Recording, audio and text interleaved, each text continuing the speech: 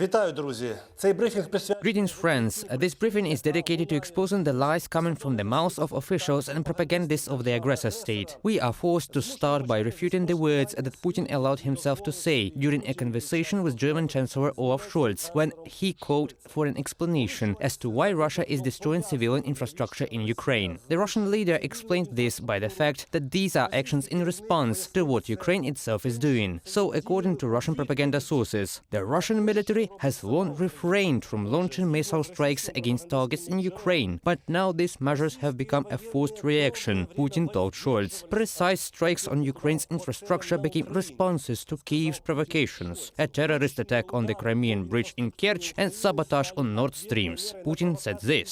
But the truth is that Russia struck these blows much earlier than the mentioned events on the Crimean bridge and the Nord Streams. Moreover, the missile strike that was carried out in early October was prepared in advance for several weeks and had absolutely no connection to the events on the Crimean bridge, and all the efforts of the Russian leader to shift responsibility to Ukraine for the aggression carried out by Russia itself are typical tactics of behavior in similar situations during the World War II by Nazi Germany. Next, Russia continues to say that Ukraine is preparing various biological weapons that they say pose a threat to Russia itself. Now they are already accusing us of creating biological weapons or fighting mosquitoes, and that we, Ukrainians, invented a strain of the coronavirus that is supposed to kill 80% of all living things. These statements are absolutely false, coming from the mouths of officials of the Ministry of Defense of Russia itself. That is, not anonymous sources, not some local madman, but officials of the main agency in Russia that is waging war against Ukraine. This proves that these people are simply in a parallel reality that has nothing to do with what is happening in reality. Well,